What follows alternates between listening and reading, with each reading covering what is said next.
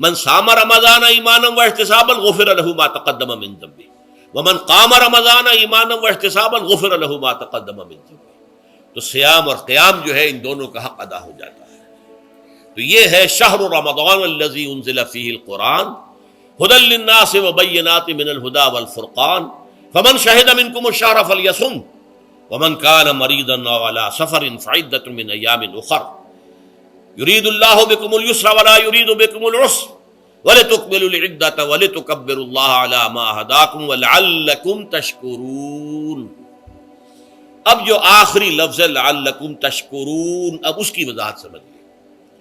اور رمضان کے یہ دو پروگرام جب پیرلل ہو جائیں گے، جب دونوں کی پابندی کی جائے گی، تو اس کا حاصل کیا ہے؟ اس بات کو سمجھنے کے لیے سب سے پہلے آپ اس کو سمجھیے کہ جسے ہم خود ہی کہہ رہے تھے، جسے ہم سیلف کہہ رہے تھے، اپنی انا کو مضبوط کرنا، سیلف کنٹرول، ایگو جو ہے وہ پوری طرح قابو یافتہ ہو اڈ اور لیبیڈو پر، اصل میں اس سے مراد کیا ہے؟ اس پر میں نے تفصیل سے بحث کی ہے عظمت صوم نامی اپنے کتابچے میں. ویسے یہ ہے کہ وہ مشکل ہے، ذرا فلسفیانہ اس کا انداز ہے، لیکن یہ ہے کہ وہی باتیں آسان الفاظ میں جو دوسرا کتابچہ ہے عظمت سیام و قیام رمضان مبارک، وہ آسان ہے. اگرچہ یہ دونوں بہت ہی محدود تعداد میں ہمارے پاس ہیں، لیکن یہ کہ میں نے ذکر کر دیا، جو حضرات لینا چاہیں وہ لے لیں. لیکن یہ ہے کہ اس میں اصل پس منظر کیا ہے. دیکھیے، ہمارا جو وجود ہے انسان کا، یہ کمپوزٹ ہے، مرکب ہے. ہمارے دو وجود ہیں جو جوڑ دیے گئے. کیسے جوڑ دیے گئے ہم نہیں جانتے، لیکن ہے دو وجود. ایک وجود حیوانی ہے، میں نے عرض کیا تھا پہلے ہی، ہر انسان ایک حیوان بھی ہے مکمل، سارے حیوانی تقاضے ہمارے اندر بھی ہیں. لیکن حیوان اور انسان میں بنیادی فرق یہ ہے کہ انسان کا جو اصل وجود ہے وہ روحانی ہے. اس روحانی وجود کی وجہ سے انسان کا وہ مقام ہوا کہ تمام فرشتوں کو اس کو سجدہ کرنے کا حکم دیا گیا. فَإِذَا سَوَّيْتُهُ وَنَفَخْتُ فِيهِ مِن رُوحِي فَقَعُوا لَهُ سَاجِدِينَ. فرشتوں سے کہہ دیا گیا تھا کہ میں ایک بشر پیدا کرنے والا ہوں مٹی سے. جب میں اسے پیدا کر لوں اور اس کی ناک پلک سنوار دوں، دو پلک درست کر دوں، تو پھر اس کے سامنے اور اس میں اپنی روح میں سے پھونک دوں تو گر پڑنا اس کے سامنے سجدے. حیوان انسان اور انسان روحانی، یہ دونوں مل کر اب آدم بنے ہیں.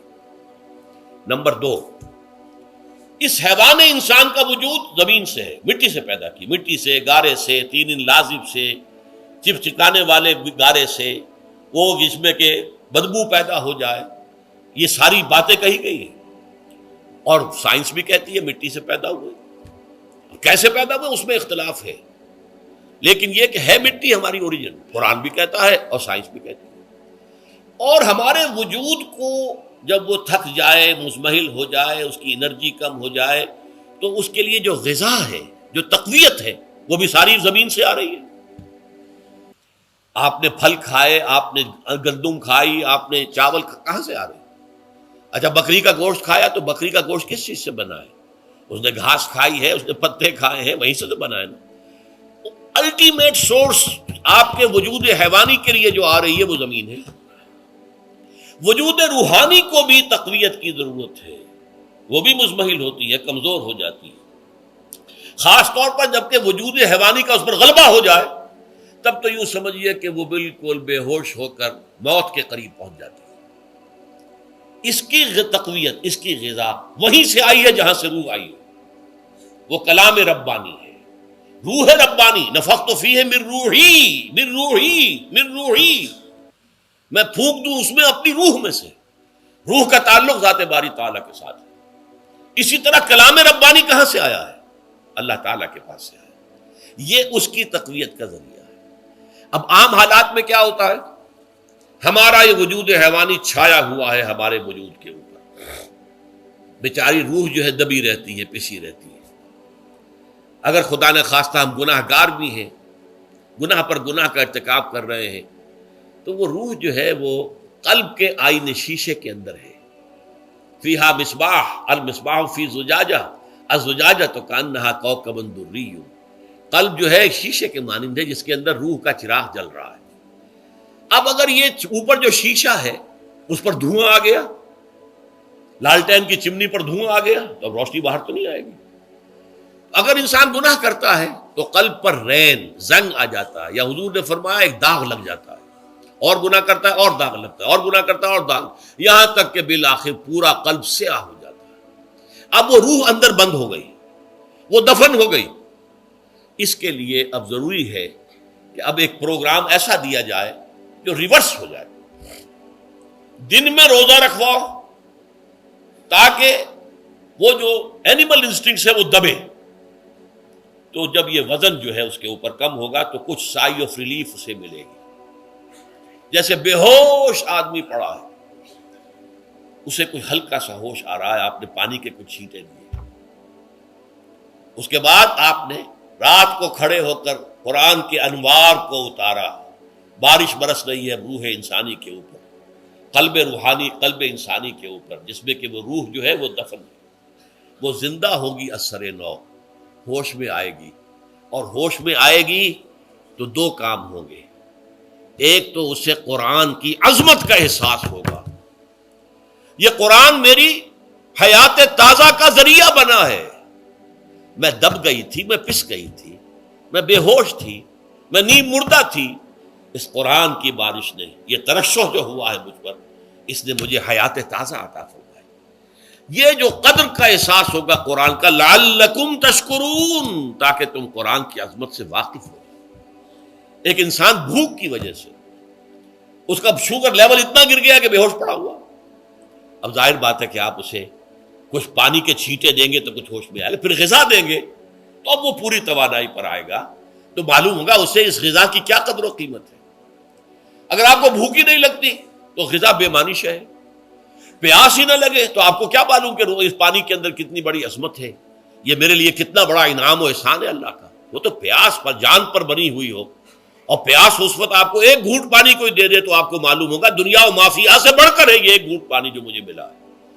اسی طرح جب روح دبی ہوئی تھی حیوانی وجود کے بوجھ تلے، جبکہ وہ نیم خابیدہ یا نیم بے ہوش یا بالکل بے ہوش تھی، وہ دن میں تو روزہ رکھ کر اس پر سے حیوانی وجود کا وزن کم کیا گیا، اسے ایک ریلیف ملی. رات کو قرآن مجید کے انوار و برکات اس میں جذب کیے گئے تو اس کو پوری توانائی حاصل ہوئی. اس پوری توانائی کا پہلا نتیجہ تشکر، قرآن کا شکر. الحمدللہ الذی انزل علی عبدہ الکتاب ولم یجعل لہ عوجا. پھر وہ قلب کی گہرائیوں سے نکلے گا. سارا شکر اس اللہ کے لیے جس نے اپنے بندے پر صلی اللہ علیہ وسلم کتاب نازل کی اور اس میں کوئی کجی نہیں رکھی، کسی طرح کی ایش پیچ نہیں. یا تبارک الذی نزل الفرقان علی عبدہ لیکون للعالمین نصیرا. بڑی بابرکت ہے وہ ذات جس نے اپنے بندے پر فرقان نازل فرمایا تاکہ وہ تمام جہان والوں کے لیے نذیر اور خبردار کرنے والا بن جائے. یہ قرآن کی عظمت کا احساس. اور ظاہر بات ہے جس قدر کسی نعمت کی قدر و قیمت کا احساس ہوگا اسی قدر تو آپ شکر ادا کریں گے. اگر آپ نے کسی بچے کے ہاتھ پر ہیرا رکھ دیا، اسے کیا پتا یہ ہیرا کس بلا کا نام ہوتا ہے، وہ سمجھے گا کانچ کا ٹکڑا ہے. لیکن اگر کوئی واقعتاً کوئی جوہر شناس ہو، جوہری ہو، اس کو آپ ہیرا دیں گے تو اسے معلوم ہے کہ مجھے کیا چیز دی گئی ہے. اس کے اندر جو شکر پیدا ہوگا وہ اس بچے کے اندر تو نہیں پیدا ہو سکتا جسے معلوم ہی نہیں. تو قرآن مجید کی اصل عظمت سے انسان واقف کب ہوگا؟ جبکہ اس کے ذریعے سے اس کی روح کو ایک حیات تازہ مل جائے اور اس طرح وہ پروگرام ریورس ہو جائے جو عام طور پر چل رہا تھا. ساری توجہ اپنے جسم پر، اس کے تقاضوں پر. جسم میں تھوڑی سی پھنسی نکل آئی ہے، بھاگ رہے، دوڑ رہے ہیں اس کے علاج کے لیے. کوئی اور مرض لاحق ہو گیا، بھاگ رہے ہیں، دوڑ رہے ہیں اس کے علاج کے لیے، بڑی بڑی فیسیں بھی دے رہے ہیں. ساری جسم کی پرواہ ہے. روزانہ نہا رہے ہیں اور اچھے سے اچھا صابن لا کر نہا رہے ہیں، وہ جسم کی پرواہ ہے نا، اس کی دیکھ بھال ہے. روح کی طرف توجہ ہی نہیں. یہ ہے وہ بات جو کہی گئی ہے سورہ حشر میں، اور جسے علامہ اقبال نے پھر اپنے فلسفہ خودی کی اساس اور سورس قرار دیا ہے. وَلَا تَكُونُوا كَالَّذِينَ نَسُوا اللَّهَ فَأَنسَاهُمْ أَنفُسَهُمْ أُولَٰئِكَ هُمُ الْفَاسِقُونَ. دیکھو اے مسلمانوں، ان لوگوں کے مانند نہ ہو جانا جنہوں نے اللہ کو بھلا دیا تو اللہ نے انہیں اپنے آپ سے غافل کر دیا، اور یہی لوگ فاسق و فاجر ہیں. یہ سوال پیدا ہوتا ہے کہ انسان اپنے آپ سے کہاں غافل ہوتا ہے؟ کیا اپنے وجود حیوانی سے غافل ہوتا ہے؟ کیا بھوک لگتی ہے تو وہ ادھر ادھر منہ نہیں مارتا؟ غذا کو حاصل کرنے کے لیے کوشش نہیں کرتا؟ پیاس لگتی ہے تو کیا پانی یا کوئی اور مشروب تلاش نہیں کرتا؟ کوئی بیماری لاحق ہوتی ہے تو کیا اس کے علاج کی طرف توجہ نہیں کرتا؟ اسے آرام کی حاجت ہوتی ہے تو آرام نہیں لیتا؟ اپنے اس وجود سے تو غافل نہیں. کون سے وجود سے غافل ہوا ہے؟ وہ روحانی وجود سے غافل ہے. بھول گیا کہ میرے اندر روحانی وجود بھی ہے اور اس کا تعلق ذات باری تعالیٰ کے ساتھ ہے. اس نے سمجھا کہ میں بس حیوان ہوں، نرا حیوان ہوں، اپنے اس وجود کی اصل حقیقت ہی سے بے خبر، غافل. چنانچہ آج کے دور کا سب سے بڑا المیہ کیا ہے؟ ڈارون کے نظریے کے جو اثرات پیدا ہوئے ہماری معاشرت پر، ہماری سوچ پر، ہمارے فکر پر، ہمارے فلسفے پر، ہماری سوشولوجی پر، وہ کیا ہے کہ ہم بھی نرے حیوان ہیں. اللہ اللہ خیر سلام. یہ سب سے بڑی محرومی ہے اس دور کی کہ انسان اپنے اصل شرف سے خود ہی مستعفی ہو گیا. ہمارا کوئی وجود ہے ہی نہیں روحانی وغیرہ. روح کسے کہتے ہیں ہم نہیں جانتے، بس یہ جسم ہے. ہم اللہ کو نہیں جانتے کون ہے کون نہیں ہے. ہوگا ہم تو اس کائنات کو جانتے ہیں. ہم روح سے واقف نہیں، ہم تو اپنے جسم کو واقف. آخرت سے ہم ہمیں کچھ پتہ نہیں، شاید ہو شاید نہ ہو، کچھ پتہ نہیں، لیکن یہ زندگی تو ہے، اسے ہم جانتے ہیں. یہ ہے آج کے انسان کا سب سے بڑا المیہ. اور یہ ہے ماس اسکیل کے اوپر ارتداد، ذہنی طور پر مرتد ہو چکے ہیں. انسانوں کی عظیم اکثریت مرتد ہو چکی ہے.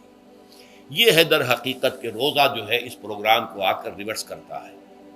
دن میں کھانے پینے، جنسی تقاضے پر پابندی، وہ وجود حیوانی کا وزن کچھ کم ہوا. روح جو دبی ہوئی تھی، یا سسک رہی تھی یا بے ہوش تھی یا نیند مردہ تھی، اسے کچھ ریلیف ملا. اب اس کے اوپر قرآن مجید کے تیرے ضمیر پہ جب تک نہ ہو نزول کتاب، گرہ کشا ہے نہ رازی نہ صاحب کشاف، ہمارے دلوں کے اوپر بارش ہو رہی ہو انوار قرآنی کی. وہ ظاہر بات ہے کہ بغیر سمجھے تو نہیں ہوگی بارش. وہ تو آپ کچھ سمجھ رہے ہوں گے تو بارش ہوگی، ورنہ تو یہ ہے کہ ٹھیک ہے میں پہلے بھی عرض کر چکا ہوں آپ کو ثواب تو ملے گا، لیکن یہ ہے کہ وہ اصل مقصد قرآن کی عظمت کا قلب کی گہرائیوں سے اعتراف جو ہے، اور اس پر اللہ کا شکر تو ادا ہوگا. لعلکم تشکرون، جبکہ قرآن مجید جو ہے آپ کے قلب کے اوپر نازل ہے، اس کا مفہوم نازل ہے. اچھا، اس کا دوسرا نتیجہ کیا نکلتا ہے؟ جب وہ روح جو ہے وہ ہوش میں آئے گی، اس کو حیات تازہ مل گئی، وہ اپنے اصل مرکز اور منبع اور سرچشمہ کی طرف جو ہے متوجہ ہوگی. عربی زبان کا ایک مقولہ ہے، کل شیء یرجع الی اصلہ، ہر شے اپنی اصل جڑ کی طرف جو ہے لوٹتی ہے. ہمارا وجود حیوانی زمین سے زمینی کی طرف لوٹتا ہے، یعنی مرنے کے بعد زمینی میں چلا جائے گا. اور نمبر دو، دنیا میں بھی زمینی خواہشات، زمینی تمنائیں، آرزوئیں وہ ہیں. ولکنہ اخلد الی الارض، جیسے کہ سورہ وہ کہا گیا ہے بلعام بن باعورہ کے بارے میں سورہ اعراف میں، وہ تو زمین ہی کی طرف دھنستا چلا گیا. ہماری روح کا منبع اور سرچشمہ ذات باری تعالیٰ ہے، وہ امر رب ہے، لہذا فوراً انسان اپنے رب کی طرف متوجہ ہوتا ہے. یہ اللہ کی طرف متوجہ ہو جانا اور پھر اس سے ہم کلام ہونا اور اس سے دعا کرنا، یہ ہے روزے کا اصل مقصد. جب سیام اور قیام رمضان مبارک کا دوہرا پروگرام ہوگا تو روح انسانی یا انسان کا حیوانی وجود اپنے مرکز کی طرف مائل پرواز تھا. حسن، اس کو کہہ لیجئے اپنے مرکز کی طرف مائل پرواز ہے. روح ہر شے اپنی اصل کی طرف لوٹتی ہے، لہذا یہ اللہ کی طرف متوجہ ہوگی. یہ اللہ تعالیٰ کی طرف متوجہ ہونے کا معاملہ دنیا میں رہا ہے کہ لوگ کہیں جنگلوں میں جا کر تپسیائیں کر کے، غاروں میں بیٹھ کے، بڑی بڑی ریاضتیں کر کے کیا چاہتے تھے؟ مجھ کو ہے تیری جستجو، مجھ کو تیری تلاش ہے، خالق میرے کہاں ہے تو، مجھ کو تیری تلاش ہے.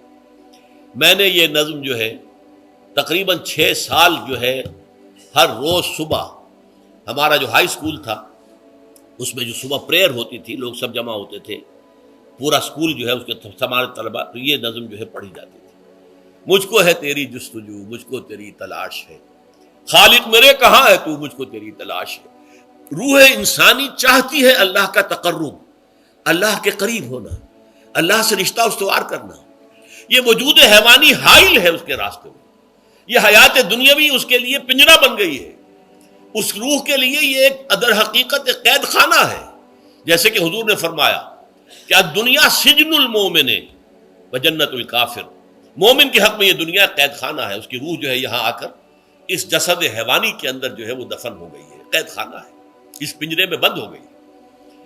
تو لیکن وہ کافر کے لیے یہی باغ و بہار ہے، یہیں پر عیش کرنے ہیں، یہیں پر مزے لوٹنے ہیں۔ تو اس سے در حقیقت ریلیف ملتا ہے، تو انسان متوجہ ہوتا ہے اللہ کی طرف اور دعا کرتا ہے اللہ سے ہم کلام